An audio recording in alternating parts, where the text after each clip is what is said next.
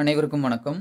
இந்த வீடியோவில் examination conduct பண்ணுற TNPSC group 1 mains early bird test பேட்சுக்கான மாடல் ஆன்சர் டெஸ்ட் நம்பர் 2க்கான மாடல் ஆன்சர் தான் பார்க்க போகிறோம். ஸோ இது தமிழ் மீடியத்துக்கானது, இங்கிலீஷ் மீடியத்துக்கானது. மாடல் ஆன்சரை பொறுத்த வரைக்கும் இதுதான் ஃபைனல்னு கிடையாது. உங்களுக்கு இது ஒரு மாடல் தான். இந்த மாடலை விட நீங்கள் லோவாக எதுவும் குறைச்சி எழுதக்கூடாது. இதை விட இன்னோவேட்டிவாக நீங்கள் இன்னும் கொஞ்சம் அதிகமாக எழுதுனீங்க அப்படின்னா அது வந்து பெட்டர் தான். இப்போ ஃபர்ஸ்ட் கொஸ்டின் பார்ப்போம். இந்தியாவின் தேசிய சின்னங்களை வரிசைப்படுத்துக. நம்மளுடைய நேஷனல் சிம்பிள்ஸ் வந்து அவங்க வந்து என்லிஸ்ட் பண்ண சொல்லியிருக்காங்க. முதல்ல என்ன பண்ணியிருக்கோம் அப்படின்னா தேசிய சின்னங்களை பற்றி பேசிக்காக ஒரு 2 லைன் கொடுத்துட்டு 2 ஃபேக்சுவல் இன்ஃபர்மேஷன் கொடுத்து பாக்ஸ் பண்ணிட்டோம். பாக்ஸ் பண்ணிட்டு தேசிய சின்னங்கள் நேஷனல் சிம்பிள்ஸ்ன்னு சொல்லி ஒவ்வொன்றா முதல்ல தேசிய கொடி அப்படின்னு சொல்லி ஒரு 3 பாயிண்ட் கொடுத்துருக்கோம். தேசிய கொடி பற்றி மட்டுமே உங்களால் 10 மார்க்குக்கு எழுதுற அளவுக்கு கூட கண்டென்ட் இருக்கும். ஆனால் நம்ம இந்த இடத்துல 10 மார்க்கில் எல்லா நேஷனல் சிம்பிள்ஸையும் எழுத வேண்டியது இருக்கிறதுனால நம்ம அதை மட்டும் நம்ம இது பண்ணுறோம். அதுக்கு அடுத்ததாக பார்த்தோம்னா தேசிய, அதாவது நேஷனல் எம்பளம் கொண்டு வரோம். நேஷனல் ஆந்தம் இந்த இடத்துலாம் பார்த்தீங்க அப்படின்னா நேஷனல் ஆந்தம்னா தனியாக நீங்கள் ஜனகணமனன்னு ஒரு பாயிண்ட்டாக போடாமல் இந்த இடத்துலையே கூட நீங்கள் ஆட் பண்ணிங்கன்னா உங்களுக்கு பாயிண்ட்ஸ் நிறையா இந்த இடத்துல கிடைச்சிரும். யார் எழுதுனாங்க, எப்போ அக்செப்ட் பண்ணாங்க, இந்த மாதிரி நீங்கள் ஒரு 3 to 4 பாயிண்ட் வந்து இந்த சின்ன இடத்துலயே கவர் பண்ணுற மாதிரி பண்ணுங்க. ஸோ ஆந்தம் போட்டோம்னா கண்டிப்பாக நேஷனல் சாங்கும் போடுங்க. அதே போல் தேசிய உறுதிமொழிகள், சரிங்களா? இந்த உறுதிமொழிகள் இது என்ன, அதை வந்து நீங்கள் இந்த மாதிரி கோட் போட்டு ஜஸ்ட் ஃபுல்லாலாம் நீங்கள் இன்னும் எழுதணும் கிடையாது. ஃபுல்லானா 2-3 லைன் கூட எழுதணும் கிடையாது. அந்த ஒரே லைன் கூட போட்டு அந்த டாட் போட்டு நீங்கள் அதை இது பண்ணிக்கலாம். அடுத்தது பார்த்தோம்னா இது எல்லாமே ஸ்கூல் புக்கில் இருக்கிற அதே கண்டென்ட் தான். இதை ஒரு 8 பாயிண்ட் கொடுத்து இதை வந்து நம்ம கம்ப்ளீட் பண்ணியிருப்போம். அடுத்ததாக செகண்ட் கொஸ்டின் பார்த்தோம்னா இந்தியாவின் தேசிய இயக்கங்களுக்கு சமூக சமய சீர்திருத்தங்கள் எப்படி வந்து அடித்தளம் அமைத்தது அப்படின்னு சொல்லி இருக்கோம்.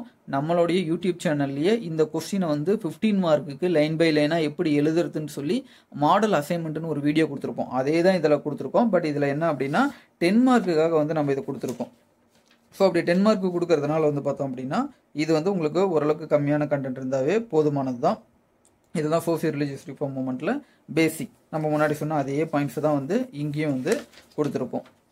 முக்கியமான லீடர்ஸ் கொடுத்துருப்போம். அந்த லீடர்ஸ் வந்து என்ன ஆரம்பித்தாங்க, என்ன விஷயங்கள் வந்து கொண்டு வந்தாங்க அப்படிங்கிறத வந்து ஒரு 7 பாயிண்ட் எழுதுகிற அளவுக்கு இந்த பிளேஸ் வந்து இருக்குது. அதை வந்து நம்ம வந்து கம்ப்ளீட் பண்ணியிருப்போம்.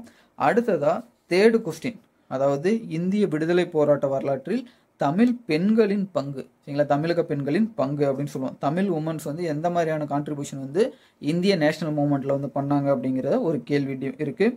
அந்த கேள்வியை முதல்ல வந்து நம்ம வேலுநாச்சியார்லேருந்து அட்ரஸ் பண்ண ஆரம்பிக்கிறோம். முதல்ல சொன்னால் அந்த ஸ்டாண்டர்டான மாடலில் ஒன்று எழுதிட்டு கொஸ்டினை அட்ரஸ் பண்ணுறோம். ஸோ வேலுநாச்சியாரை பற்றி சொல்கிறோம். அடுத்தது வேறு என்னென்ன உமன்ஸ் லீடர் நம்ம அசைன்மெண்ட்டில் நீங்கள் ரெடி பண்ணி வச்சிங்களோ அதை அப்படியே நீங்கள் இங்கே என்லிஸ்ட் பண்ணுறீங்க. அவ்வளோதான், வேறு ஒன்றுமே கிடையாது. அஞ்சலை அம்மாள், அம்புஜத்தம்மாள், ருக்மணி லக்ஷ்மிபதி, அதுக்கடுத்து பார்த்தோம்னா லக்ஷ்மி ஷகல், கண்ணம்மாள், கிருஷ்ணம்மாள், ஜெகநாதன், இதெல்லாம் நீங்கள் ஸ்கூல் புக்லேயே வேறு இடத்துல வந்து இருக்கும். ஸோ அந்த ரெஃபரன்ஸை வச்சு நீங்கள் முடிஞ்ச அளவுக்கு அந்த அசைன்மெண்ட்டில் இந்த எல்லா பாயிண்ட்டையும் லிஸ்ட் அவுட் பண்ணியிருந்தீங்க அப்படின்னா டெஸ்ட்லேயும் உங்களுக்கு வந்து இது எழுதுறதுக்கு ரொம்ப யூஸ்ஃபுல்லாக இருக்கும். அடுத்ததாக 4th கொஸ்டின். இப்போ வந்து முதல் 3 10 மார்க் முடிஞ்சுது. அடுத்தது 15 மார்க்குக்கு எழுதும் பொழுது வாவு சிதம்பரனார் அவரை பற்றி வந்து கொஸ்டின் இருக்கும். ஸோ இவரை பற்றி பேசிக்காக இவர் வந்து ஒரு கப்பலோட்டிய தமிழன், செக்கிலத்து செம்மல் அப்படிங்கிற விஷயத்தை எழுதிட்டு அவருக்கு ஏதாவது ரிலவெண்ட்டான ஃபேக்சுவல் இன்ஃபர்மேஷன் ரீசெண்டாக இருக்கா, அது நீங்கள் வந்து ப்ரிலிமினரி படிக்கும் போது அந்த ஃபேக்சுவல் இன்ஃபர்மேஷனையும் படிச்சிருப்பீங்க. அதில் உங்களுக்கு எந்த வந்து குயிக்காக ரிமைண்டர் ஆகுதோ அதை எழுதுங்க. இந்த இடத்துல மட்டும் எந்த மிஸ்டேக்கும் பண்ணாமல் முடிஞ்ச அளவுக்கு எழுதுங்க.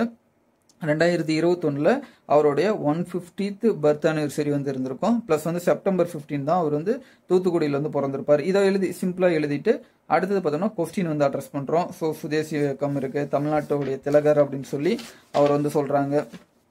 அதுக்கடுத்து பார்த்தோம்னா சென்னை ஜனசங்கம், சுதேசின் ஸ்டீம் நேவிகேஷன் கம்பெனி அதை வந்து ஆரம்பிக்கிறாரு. ஸோ அதில் என்ன பேர்கள் இருக்குது, அந்த கப்பலோடைய பேர்கள் வந்து SS காலியா, SS லாவோ, அது என்ன இன்வெஸ்ட்மெண்ட் எவ்வளோ வந்து போட்டிருந்தாங்க. ஸோ இந்த மாதிரியான பாயிண்ட்ஸையும் வந்து பார்த்தோம்னா அதில் வந்து ஆட் பண்ணுறோம். அது மட்டும் இல்லாமல் அவர் இன்னும் என்னென்ன போராட்டங்கள்லாம், ஏன்னா இது வந்து ஒரு 15 மார்க் அப்படிங்கிறதுனால நீங்கள் ஆல்மோஸ்ட் வந்து அவரை பற்றி நிறைய விஷயங்கள் வந்து கவர் பண்ணோம். ஸோ அதனால் என்னென்னா பெரிய பேராக எழுதாமல் ஸ்ப்ளிட் அப் பண்ணி எழுதுனீங்கன்னா உங்களுக்கு டைமும் மீதியாகும். அதே டைமில் எல்லா கண்டென்ட்டையும் உங்களால் வந்து ஓரளவுக்கு வந்து அதை வந்து மேக்ஸிமம் வந்து கொண்டு வர முடியும். அதை வச்சு தான் வந்து பார்த்தோம்னா ஒரு 15 பாயிண்ட், சரிங்களா? அந்த 15 பாயிண்ட் கொண்டு வந்து அவருடைய கடைசியாக வர ஒரு 12 பாயிண்ட்டுக்கு மேலே போகும்போது நம்மளால் ஆட்டோமேட்டிக்காக சில பாயிண்ட் ஜென்ரேட் பண்ண முடியல அப்படின்னா அவர் ரிலவெண்ட்டாக இப்போ வந்து பார்த்தோம்னா அவருடைய லிட்ரரி ஒர்க், இலக்கிய பணிகள் கூட கொண்டு வந்து அதை வந்து நம்ம அதை முடிச்சிடலாம். அது வந்து ஒரு பெரிய தவறு கிடையாது.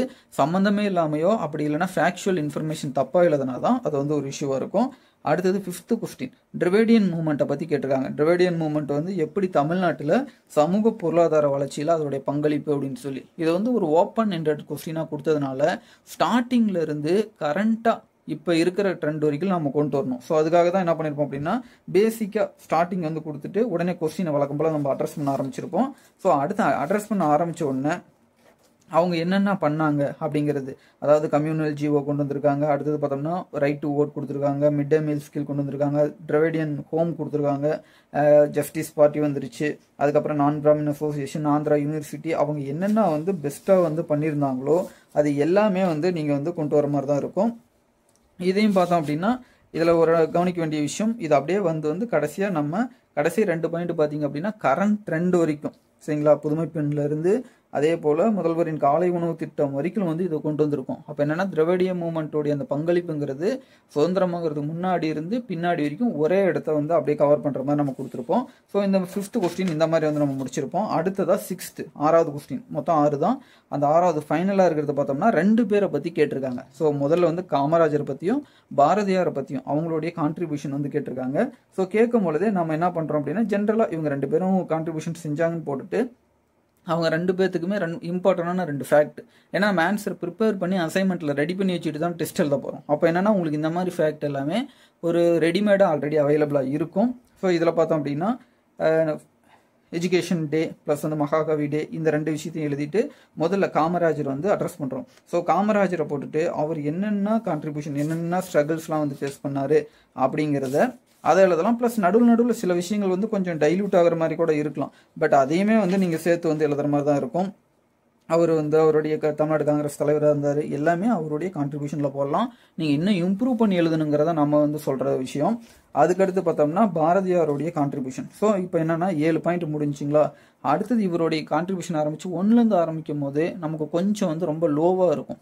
கம்பேர் பண்ணும்போது நிறையா பாயிண்ட் இருந்தால் கூட கம்பேரிட்டிவ்லி அது கொஞ்சம் ஒரு இதாக இருக்கிறதுனால நீங்கள் என்ன பண்ணலாம் அப்படின்னா 7லேருந்து 8 போடலாம், எந்த ஒரு தப்பும் கிடையாது. நீங்கள் செகண்டாக கொஸ்டின் தான் அட்ரஸ் பண்ணுறீங்கிறது தெளிவாக அங்கே டபுள் லைன் போட்டு அவங்களுக்கு இண்டிகேட் பண்ணிவிட்டு நீங்கள் 8லேருந்து ஆரம்பிக்கலாம். அப்படி பண்ணும் பொழுது என்ன இருக்கும் அப்படின்னா அந்த கொஸ்டினை முடிக்கும் பொழுது உங்களுக்கு வந்து பார்த்தோம்னா ஒரு பெரிய அளவில் ஒரு 16 பாயிண்ட் கொண்டு வந்த அளவுக்கு ஒரு சாட்டிஸ்ஃபிகேஷன் இருக்கும். என்னதான் நீங்கள் அங்கே ஒரு 7 இங்கே ஒரு 8 இல்லை 9 கொண்டு வந்தீங்கன்னா கூட அது கம்மியாக இருக்கிற மாதிரியான ஒரு சைக்காலஜிக்கல் ஃபீல் இருக்கும். பட் இப்படி கொண்டு வரும் பொழுது அந்த ஆன்சர் ரொம்ப மேக்னிஃபிகண்ட்டாக இருக்கும். அதனால் உங்களுக்கு மார்க் வந்து ஒரு 1/2 அந்த மாதிரி வந்து கொஞ்சம் ஒவ்வொரு கொஸ்டின்லையுமே பில்ட் ஆகிற மாதிரி இருக்கும். ஸோ அடுத்த வீடியோவில் நம்ம அடுத்த வார டெஸ்ட்டுக்கான மாடல் ஆன்சர்ஸ் வந்து பார்ப்போம். தேங்க்யூ.